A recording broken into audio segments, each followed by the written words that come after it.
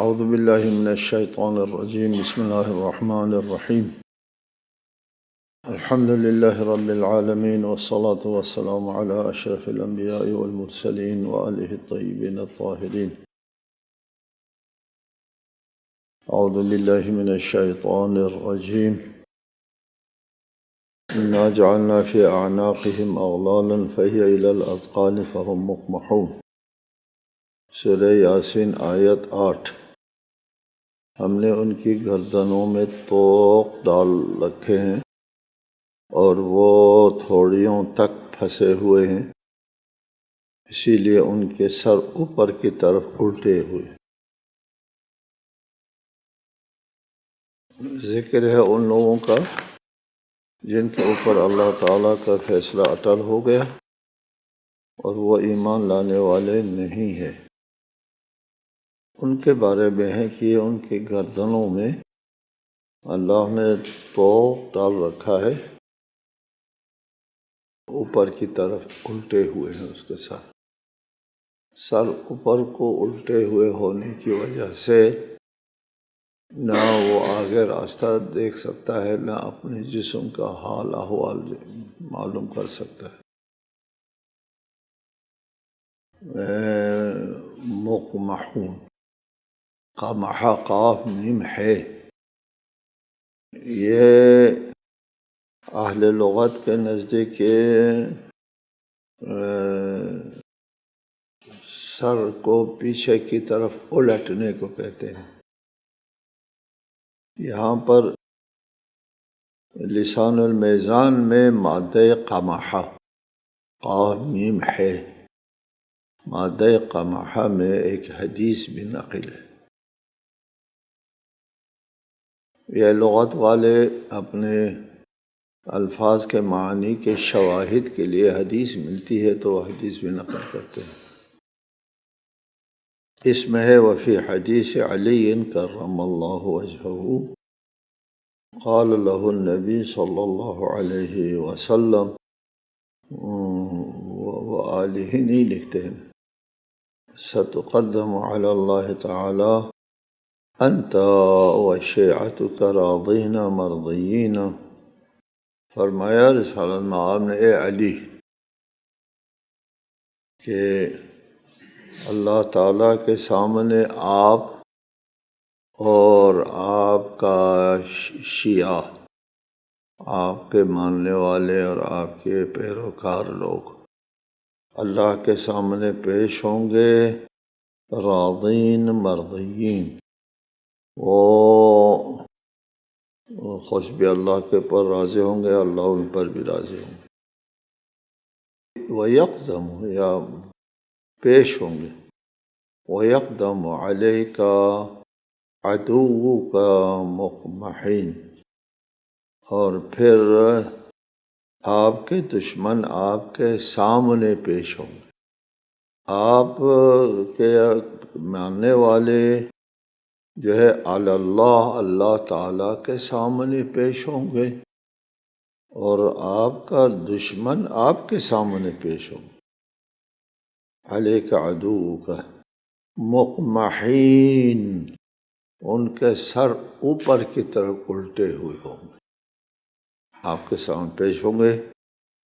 پھر رسالت مآب صلی اللہ علیہ وآلہ وسلم نے ثم جمع یدہ الی عنقہ یریہم کیف الاقماع، اپنے دستہائے مبارک کو اپنی گردن کے نیچے کر کے دکھایا کہ اقماع کس کو کہتے ہیں، سر کو اوپر کی طرف الٹنا جو ہے اس طرح.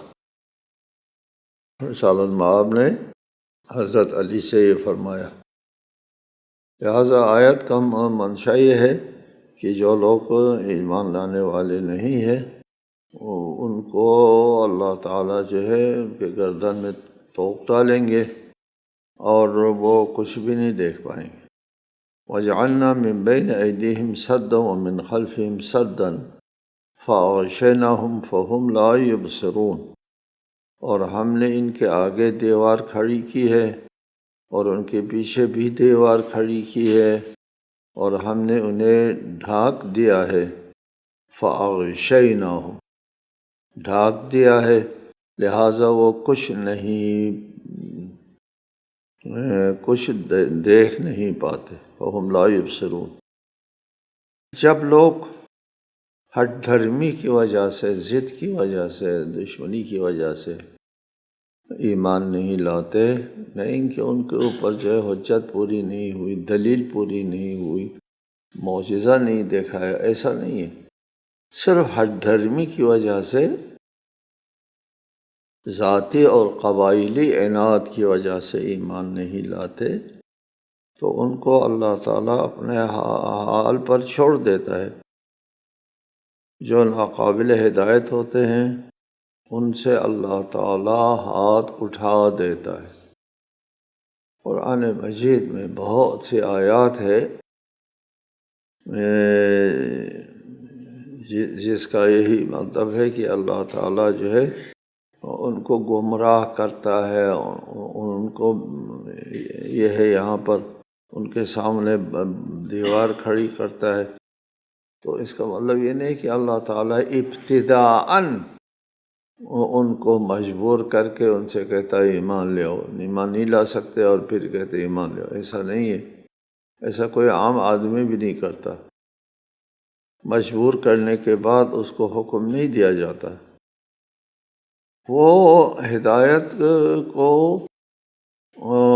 ہٹ درمی کی وجہ سے جان بوجھ کر رد کرتے ہیں، تو ان سے اللہ تعالیٰ ہاتھ اٹھا دیتا ہے، اور اس کے لیے فَمَن يَهْدِي مَنْ أَضَلَّ اللَّهُ، جب اللہ ہاتھ اٹھائے کون ہدایت دے گا؟ اور کوئی ہدایت کا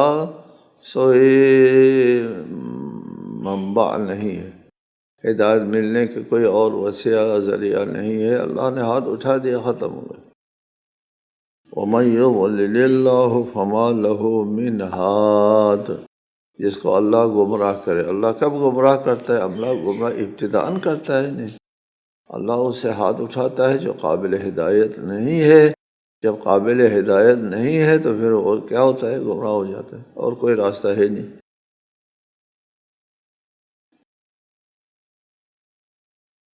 یہاں بھی ان لوگوں کا حال بیان ہو رہا ہے جن کو اللہ تعالیٰ نے اپنے ہاتھ پر چھوڑ دیا ہے۔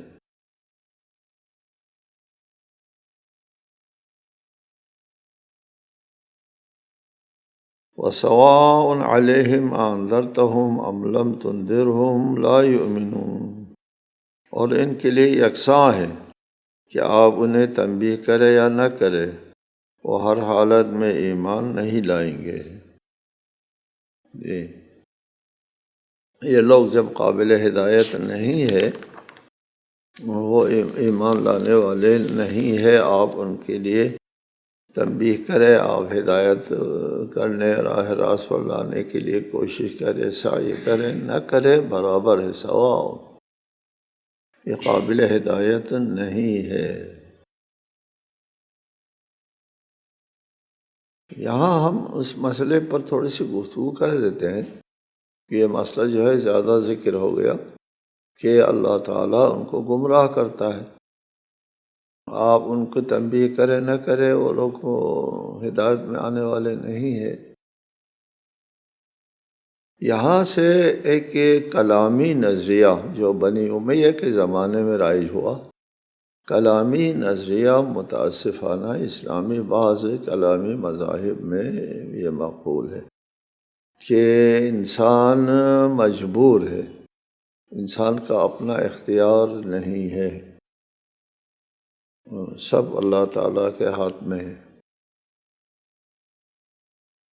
ادھر اسی سے استدلال کرتے ہیں کہ انسان کو اللہ تعالیٰ نے گمراہ کر دیا تو گمراہ ہو گیا، وہ گمراہ ہونے کے بعد اللہ تعالیٰ نے فرمایا کہ یہ لوگ ایمان نہیں لائیں گے۔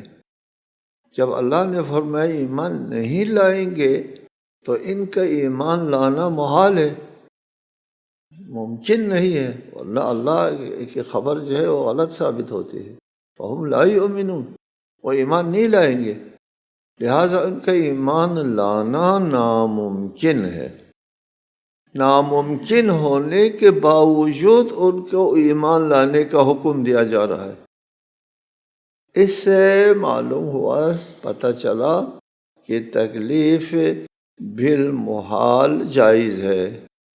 ایک کلامی مذہب ہے، ایک کلامی مذہب کا یہ کہنا ہے کہ تکلیف بالمحال جائز ہے۔ ایک ناممکن کام کے لیے حکم دینا کہ اس کو کرو جائز ہے۔ یہ دیکھو اللہ تعالیٰ نے یہ کام کیا ہے کہ اللہ کو علم ہے یہ لوگ ایمان نہیں لائیں گے تو ان کا ایمان لانا ممکن نہیں ہے، اس کے باوجود ان کے لیے حکم ہے کہ وہ ایمان لے آؤ۔ یہ تکلیف بالمحال جائز ہو گیا، یہ استدلال۔ اس کا جواب کیا ہے؟ ہمارا موقف جو ہے یہ ہے کہ انسان مجبور نہیں ہے۔ مجبور کو قانون نہیں دیا جاتا، مجبور کے لیے شریعت نہیں دی جاتی، مجبور کی طرف ہادی نہیں بھیجا جاتا۔ مجبور ہے، اس کو شریعت قانون دینے کا کیا مطلب ہے؟ ایک آدمی کے ہاتھ پیر بندھا ہوا ہے اور اس کے لیے ادھر جانا منع ہے، ادھر جانا چاہیے، ادھر نہیں جانا چاہیے، بس ہے، نہ وہ ادھر جا سکتا ہے نہ ادھر جا سکتا ہے۔ مجبور کو قانون نہیں دیا جا سکتا۔ ہمارا عقیدہ یہ ہے کہ انسان مجبور نہیں ہے۔ اِنَّا هَدَيْنَاهُ السَّبِيلَ إِمَّا شَاكِرًا وَإِمَّا كَفُورًا۔ ہم نے راستہ دکھا دیا، چاہے وہ اس کا حق ادا کرے، قدردانی کرے یا ناشکری کرے، اس کو رد کرے۔ بہت سی آیات ہیں، جو چاہے فمن شاء فلیؤمن، جو چاہے ایمان لے آئے، جو چاہے ایمان نہ لائے، کفر اختیار کرے وغیرہ۔ اور عقلی طور پر بھی ممکن نہیں ہے کہ انسان کو اللہ تعالیٰ مجبور کرے پھر اس کے لیے ہدایت کے لیے انبیاء بھیجے۔ کیا ہدایت کرنا ہے؟ ممکن ہی نہیں ہے۔ جو اللہ تعالیٰ نے خود طے کیا ہے وہی ہونا ہے، تو انبیاء نے آ کے کیا کرنا ہے؟ وہی کرنا ہے جو اللہ کی طرف سے ہونا مقرر ہے، طے ہے۔ وہ اللہ کی طرف سے جب طے ہے، مقرر ہے، تو پھر انبیاء آئے نہ آئے پھر ہو جائے گا۔ ہم کہتے ہیں، ہمارے ہاں ائمہ معصومین علیہ السلام کی طرف سے بہت بڑی تنبیہ ہے کہ جبر کے جو لوگ قائل ہیں ان کی گواہی قبول نہ کرو، ان کو زکوٰۃ نہ دو۔ یہ بہت بڑا وہ ہے، بڑی جسارت ہے۔ بہرحال ادھر جو بات ہوئی ہے کہ آپ ان کی تنبیہ کرے یا نہ کرے، وہ ایمان لانے والے نہیں ہے، اس کے باوجود ان کو ایمان کا حکم دیا گیا ہے، لہٰذا مجبور کو بھی حکم دیا جا سکتا ہے۔ دیکھو نا، مجبور ہے تو اللہ تعالیٰ نے انسان کو مجبور کیا ہے، پھر حکم دیا جا رہا ہے، درست ہے۔ یہ دیکھو اس آیت کو، یہ آیت شاہد ہے۔ جواب یہ ہے کہ اللہ تعالیٰ کے علم میں ہے، یہ لوگ اپنے اختیار سے ایمان لانے والے نہیں ہیں۔ ظرف علم کیا ہے؟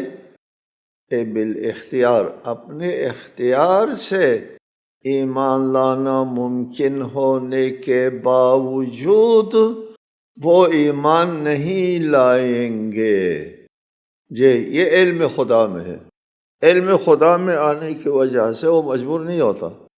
آپ کو مثال بھی دیا ہے کہ استاد کو پتہ ہوتا ہے کہ یہ شاگرد جو ہے وہ ناکام رہے گا، یہ کامیاب رہے گا آئندہ، تو استاد کے علم میں آنے کی وجہ سے اس کا ناکام رہنا جو ہے وہ ضروری نہیں ہے، وہ مجبور نہیں ہوتا۔ علم جو ہے وہ موجب جبر نہیں ہوتا۔ اس لیے اللہ تعالیٰ کے ظرف علم کیا ہے؟ وہ خود مختاری کے ساتھ ایمان نہیں لائے گا۔ ایمان لانا ممکن ہونے کے باوجود ایمان نہیں لائے گا، یہ علم خدا میں ہے۔ لہٰذا معلوم جو ہے وہ یہ ہے کہ اختیار کے ساتھ ایمان نہ لانا ہے، اس کی وجہ سے وہ تکلیف المحال لازم میں نہیں آتا۔ اگر یہ بات صحیح ہو جائے، یہ جو استدلال کیا گیا ہے کہ اللہ تعالیٰ کے علم میں آنے کی وجہ سے مجبور ہوتا ہے، تو پھر کائنات کی تمام چیزیں جو ہے وہ خواہ تکوینی ہو یا تشریعی ہو، سارا جبر کے تحت ہو جائے گا۔ اس لیے اللہ تعالیٰ کے تو کائنات میں جو کچھ ہونے والا ہے وہ اللہ کے پہلے سے علم میں ہے، اس لیے کائنات میں جو کچھ رونما ہونے والا ہے وہ سب جو ہے وہ کیا ہو جائے گا، وہ اللہ کے لیے غیر مقدور ہو جائے گا، خود اللہ کے لیے، چونکہ اللہ کو علم حاصل ہو گیا ہے کہ فلاں یہ ہوگا، وہ فلاں ٹائم پہ فلاں وقت پہ وہ مر جائے گا، اللہ کے علم میں ہے، نہ مرے ممکن نہیں ہے، تو پھر اللہ تعالیٰ کے لیے اس کو زندہ رکھنا ممکن نہیں ہے، خود اللہ کے لیے بھی محال ہو جائے گا، ہمارے لیے نہیں، اللہ کے لیے بھی محال ہو جائے گا، چونکہ علم خدا کے خلاف ہونا ممکن نہیں ہے۔ جب ممکن نہیں ہے تو پھر اللہ کے لیے بھی یہ کام کرنا ممکن نہیں ہے۔ جی، اس کو مانیں گے آپ کہ اللہ تعالیٰ جو ہے وہ غیر قادر ہو جائے گا، چونکہ اللہ کا علم ہے کہ اس نے یہ ہونا ہے، اس نے یہ ہونا ہے، لہٰذا اللہ تعالیٰ اس کو نہیں بدل سکتا، چونکہ پہلے سے اللہ کا علم ہو، اللہ کا علم تبدیل نہیں ہو سکتا۔ یہ استدلال جو ہے اس کی کوئی حیثیت نہیں ہے، یہ صحیح نہیں ہے جبر کے اوپر جو استدلال کیا جاتا ہے۔ یہ لوگ آپ کی تنبیہ کو نہیں مانیں گے۔ انما تنذر من اتبع الذکر وخشی الرحمن بالغیب فبشرہ بمغفرت واجر کریم۔ آپ تو صرف اسے تنبیہ کر سکتے ہیں جو اس ذکر کے اتباع کرے اور بن دیکھے رحمان کا خوف رکھے، ایسے شخص کو مغفرت اور اجر کریم کی بشارت دے دے۔ فبشرہ،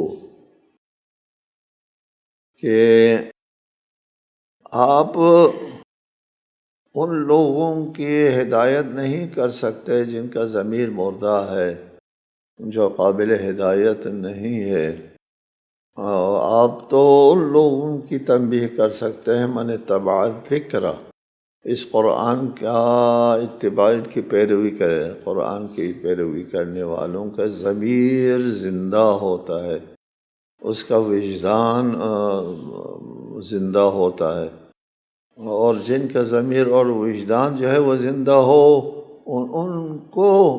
ان کو آپ تنبیہ کر سکتے۔ ضمیر وجدان کن کا زندہ ہوتا ہے؟ جو اس قرآن کو مانتے ہیں اور اس کے اوپر عمل کرتے ہیں، من اتبع الذکر، قرآن کا اتباع کرتے ہیں، قرآن پر ایمان لاتے ہیں، نہیں فرمائے من اتبع الذکر، ذکر سے مراد قرآن ہے، اس ذکر کو یعنی اس قرآن کی پیروی کرنے والوں کی آپ تنبیہ کر سکتے ہیں۔ دنیا میں اور انسانوں کے نزدیک، اللہ تعالیٰ کے بھی نزدیک، سب کے نزدیک کردار کو قیمت حاصل ہے، اہمیت حاصل ہے۔ اگر قرآن کو کوئی مانتا ہے اور اس کے اوپر عمل نہیں کرتا ہے تو پھر وہ نہیں مانتا ہے اس کو۔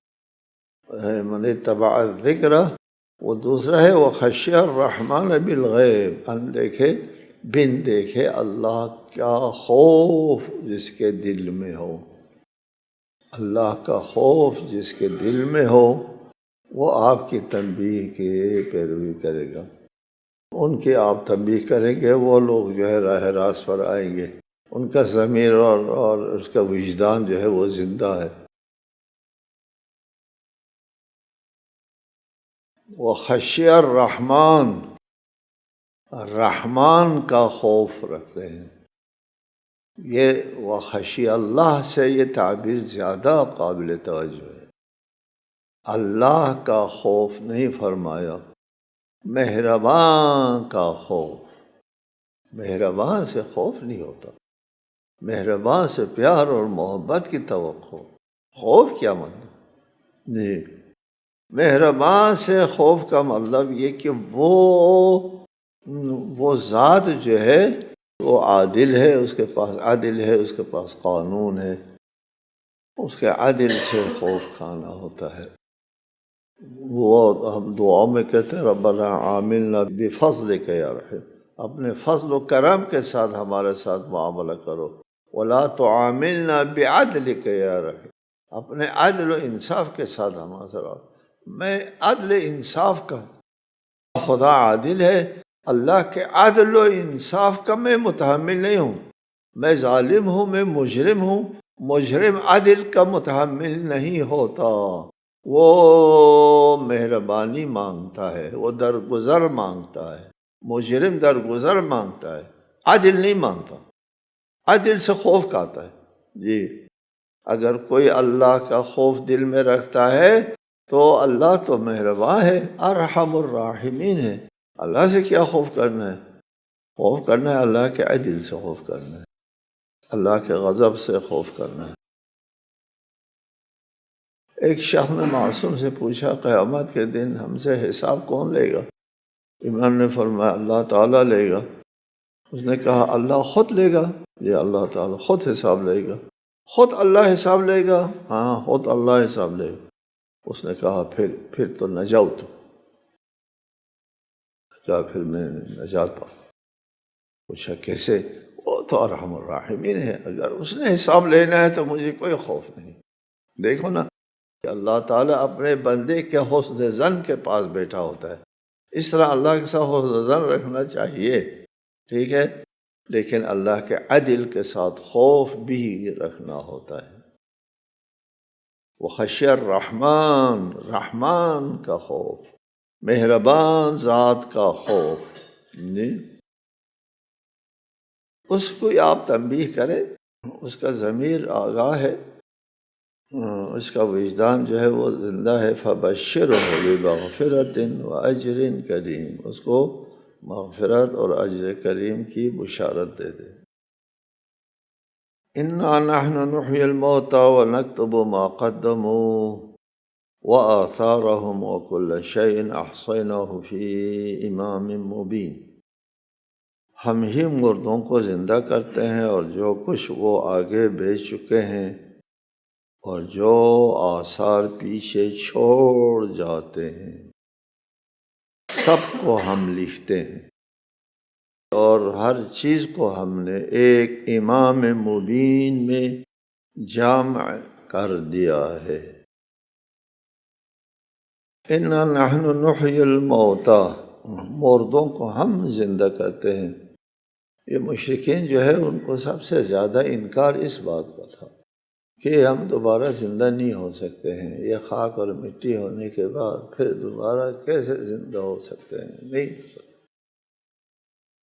ان ہی الا حیاتنا الدنیا نموت ونحیا وما نحن بمبعوثین، یہی دنیا کی زندگی ہے، اس میں ہم مرتے ہیں، زندہ رہتے ہیں، پھر مر جاتے ہیں، ہم نہیں اٹھائے جائیں گے۔ تو وہ موقف یہ تھا، من یحیی العظام وہی رمیم، ان ہڈیوں کو کون زندہ کرے گا جب یہ کہ خاک کس طرح ہو چکی ہوں گی یہ ہڈیاں، ان کو کون زندہ کرے گا؟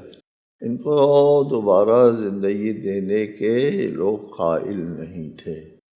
فرمایا انا نحن نحیی الموتى،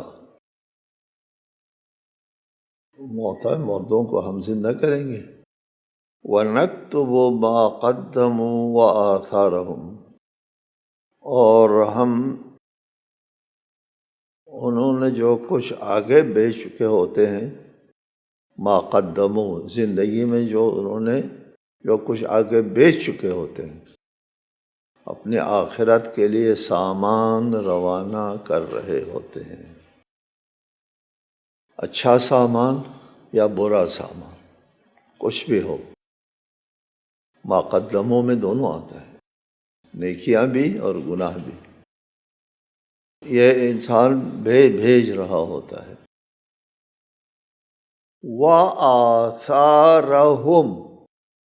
دنیا سے جانے کے بعد جو آثار چھوڑ جاتے ہیں، ایک کام کر جاتے ہیں جس کے آثار جو ہے دیر تک چلتے رہتے ہیں، وہ بھی اس کے نام اعمال میں ثبت ہوگا۔